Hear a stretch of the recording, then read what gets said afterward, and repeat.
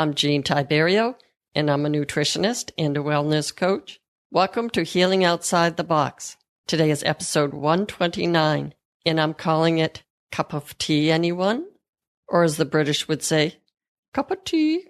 Now, there's been a lot of talk about tea, or shall I say tea talk, and most of this has been centered around which is better for you, namely green tea or black tea.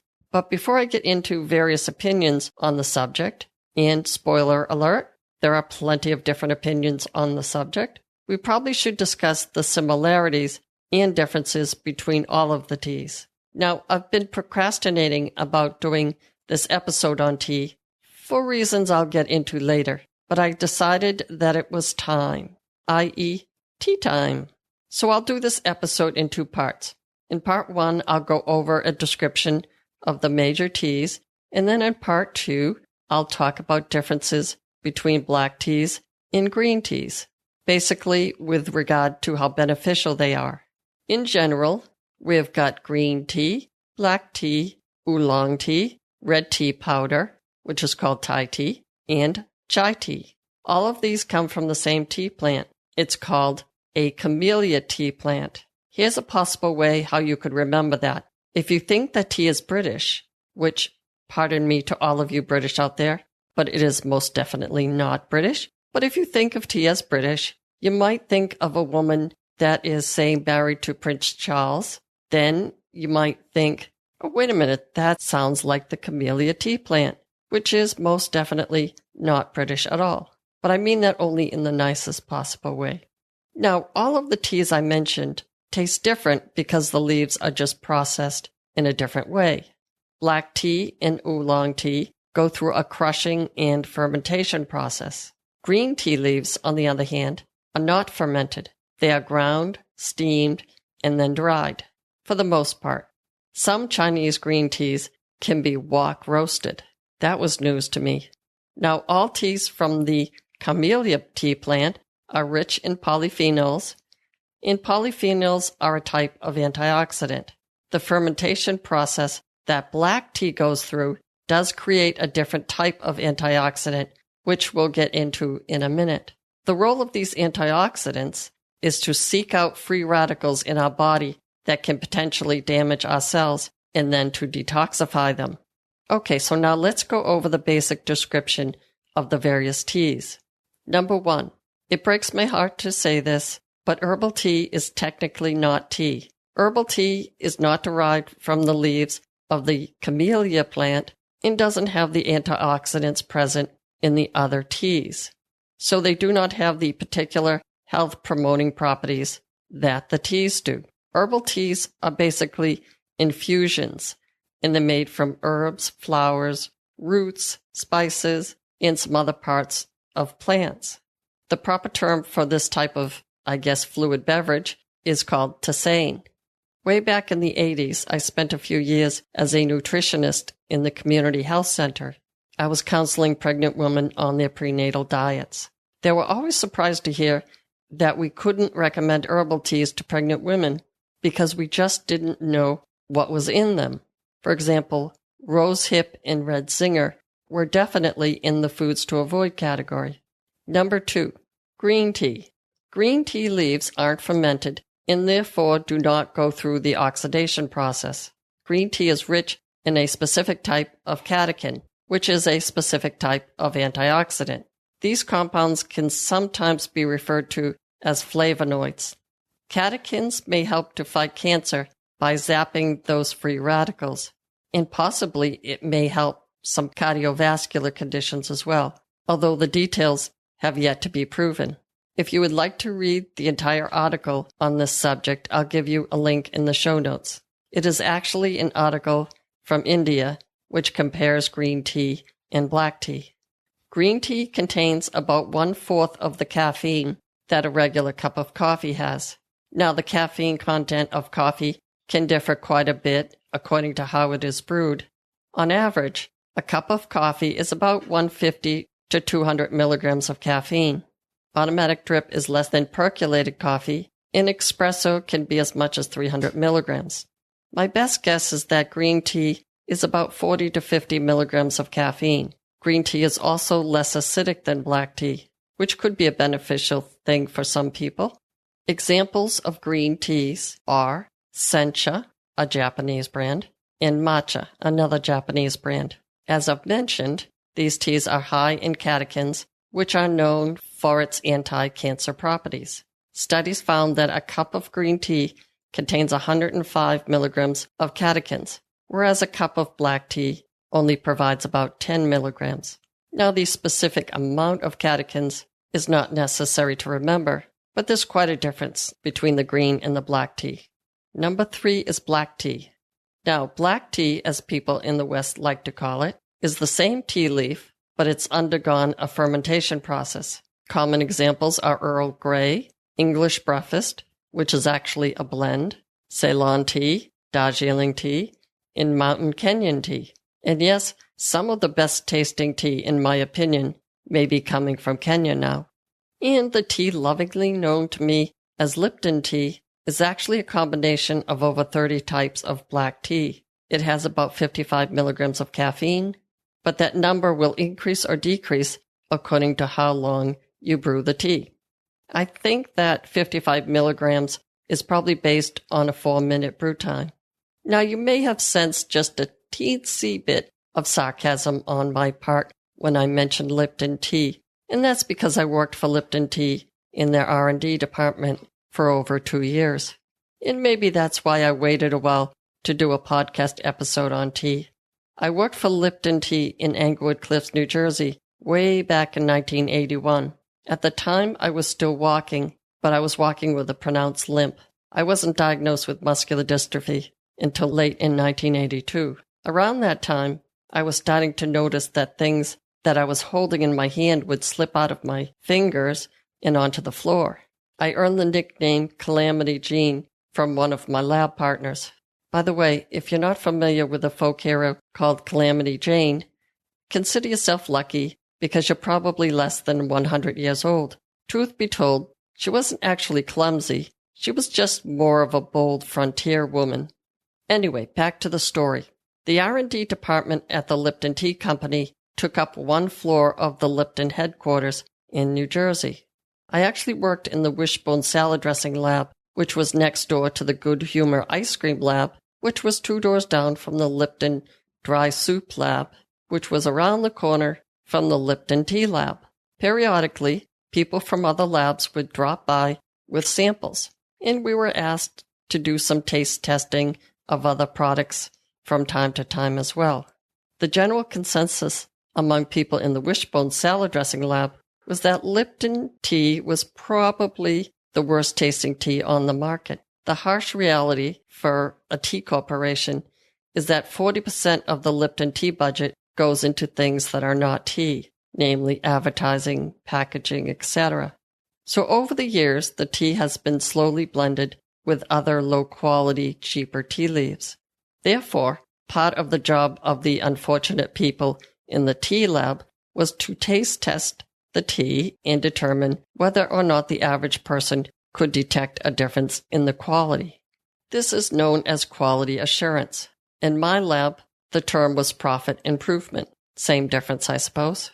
So the Q&A people would take one tea bag out of a box of 100 bags and would have to discard the remaining 99 bags. So they would stop by and give us a bunch of boxes, each with 99 tea bags in them. So the same lab partner that liked to bust my chops with the Calamity Jane thing said, "Hey Jean, you're from Boston. Why don't we stage a Boston tea party?" Well, I was all in because, quite frankly, I'm just as self-righteous as the next guy, and I decided to forego my right to free tea bags for the principle of tea quality. So we all tore open the boxes of tea and ceremoniously threw hundreds of tea bags into the wastebasket. We actually had a big water tank in the lab that we used as a water bath, but we concluded that it would have gotten quite messy. Anyway, that was great fun, although possibly a complete waste of time. So a few weeks later, I returned home to my parents' house, and I related the story that, based on principle, I could not accept the free tea bags. And predictably, my mother and sister said, "You know, Jean, we would have been okay with the free tea bags. but I did redeem myself with 2 cases of free salad dressing. I believe it was creamy cucumber. Anyway, my point is this. Although Westerners, like everyone else I suppose, tend to go with brands that are familiar to them, there are many types of single-leaf black tea around the world. You may want to think about trying some of these different teas. There are online places that sell many samples that you can try. Then you can just order your favorite type by weight. I will give you a link in the show notes to one of those online tea merchants. As I said before, I'm not necessarily getting paid by any of these companies. I just want to pass on what I happen to like myself. Okay, that was black tea. Number 4. Let's talk about oolong tea. Most of these come from China and Taiwan. Oolong tea is a semi-oxidized tea that falls right between green and black tea in terms of the processing. Therefore, it contains some antioxidant profiles from both teas. In other words, catechins from green tea and theaflavins and thurubigins from black tea. Don't worry about those names. They're just types of antioxidants. Number 5, we have Thai tea or Thai tea powder. Thai tea is made from a strongly brewed black tea. It's often spiced with ingredients like star anise, crushed tamarind, cardamom, and occasionally other things as well. This type of tea can be served hot or cold. The tea powder can be brewed in an automatic drip coffee maker, but because it is a tea powder, you would need a paper filter, and then you pour the hot water through the filter into the pitcher. Thai tea is bright orange in color, and when it is served cold, the tea is then sweetened with sugar, lots of it usually, and condensed milk, and then served over ice. The Thai tea we have here is usually a Ceylon type of tea, and 1 cup is about 50 to 90 milligrams of caffeine. Since Thai tea is generally, when iced, mixed with sugar and condensed milk, a cup of the iced tea is usually about 20 to 60 milligrams of caffeine. It is the theaflavins that are responsible for the unique red color. Some recent studies have found that these compounds are capable of lowering cholesterol, but more work needs to be done to confirm that. But wouldn't that be nice? A beverage that is both calming and lowers your cholesterol. Number 6. This is rare in this country, but there's a tea called white tea. Examples are shumai and silver needle. Now, white tea comes from the same plant, but they use young new leaves that are picked in early spring. So these leaves contain little or no chlorophyll, therefore the silvery white color. White tea is the least processed tea, and it is almost completely unoxidized.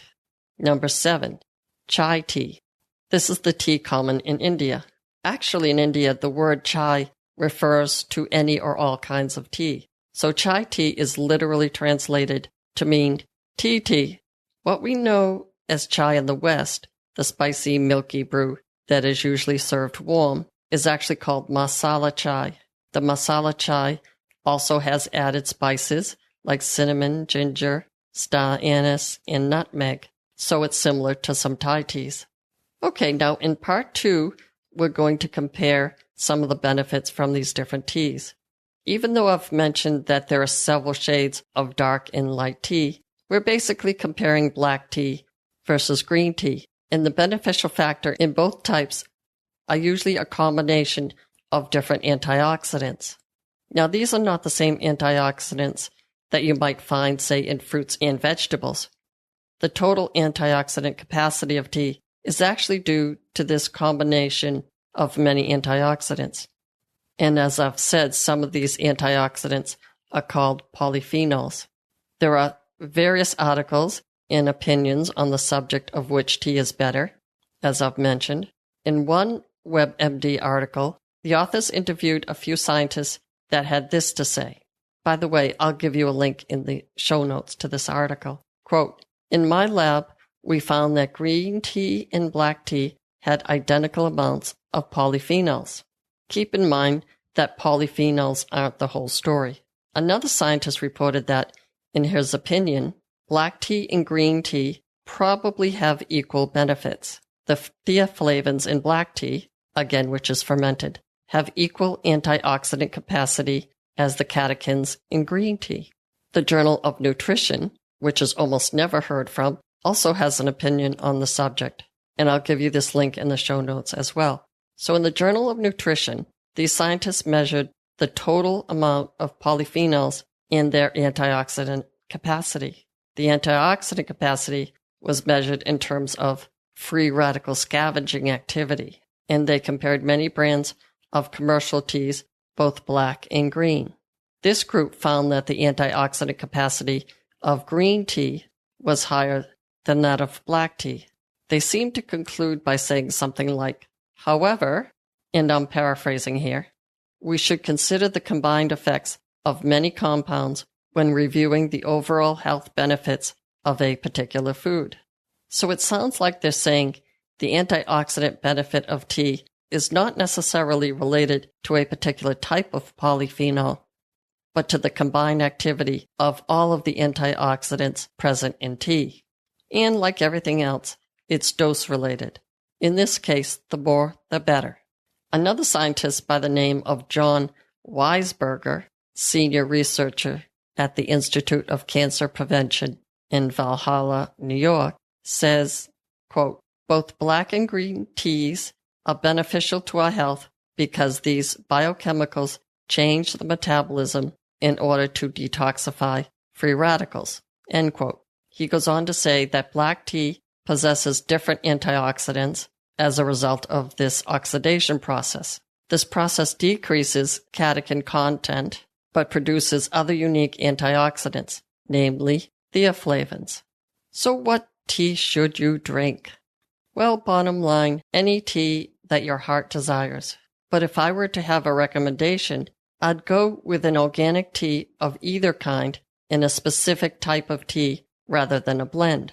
Now that's all I have for you today. Be well and stay tuned next week for another episode of Healing Outside the Box.